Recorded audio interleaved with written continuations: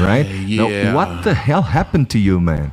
Man, it was probably the most tragic thing that has happened to me to date. Wow.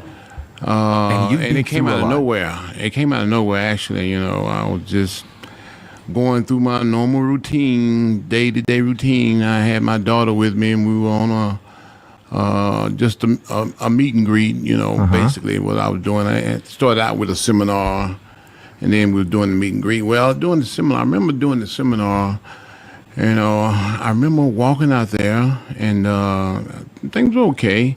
And then I got out there, and I started talking, and I think I blacked out somewhere along the way, out of nowhere. And I didn't know it because, you know, when you doing these things, you know, you really don't know how things are going. Well, I remember walking off stage and everything was okay. And what I don't remember is the meet and greet.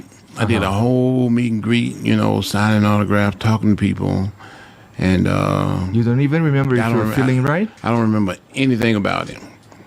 So I remember getting back to the hotel, and my daughter said she ordered food for me and her. She said food got there, she ate hers, and I kind of like just laid down. And I don't remember none of this, so you know.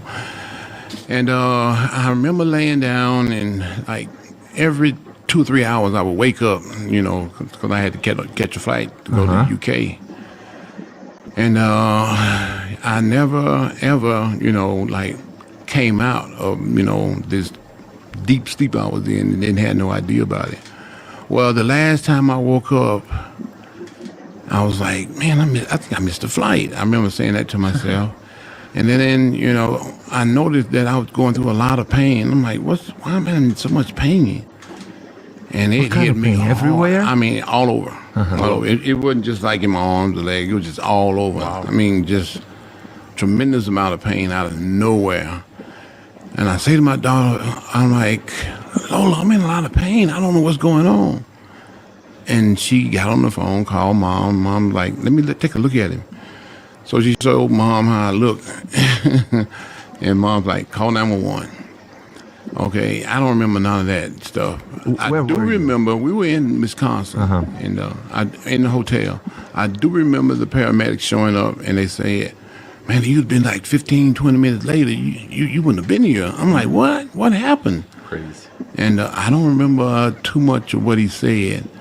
And the next thing I remember is waking up like 4 days later in the hospital. Holy shit. 4 days? 4 days went by, and I don't remember none of it. By then, everybody around here, everybody around the world, completely scared because it was completely out of nowhere. Nowhere, yeah. Just like I said, I didn't get any warning signs from nowhere. It just all of a sudden just happened one day out of nowhere. But what exactly happened? Do you know? No, I don't have a clue of it. But I don't remember anything. All I remember is waking up like 4 or 5 days later in the hospital, and they told me what happened. I read somewhere, and I heard that you had kind of a disease where some bacteria in your blood, right? And then attacks your organs. It's called sepsis. I never heard of it. You know, never heard of it. Come to find out that my nephew had it about maybe a year before, and he almost died. Not everybody comes back from that. Yeah. He was in the hospital for 3 months, and we were looking for, you know, a place to bury him while he was in the hospital because we didn't think he was gonna make it, but he made it through, and he's all good now. While I was in the hospital, they had no idea what was going on with me either. They had me in this basic hospital, and they helicoptered me to a trauma center. That's where they found out what was wrong. And one of my sisters, who's a nurse, they would test me for everything. They couldn't find out what was wrong with me.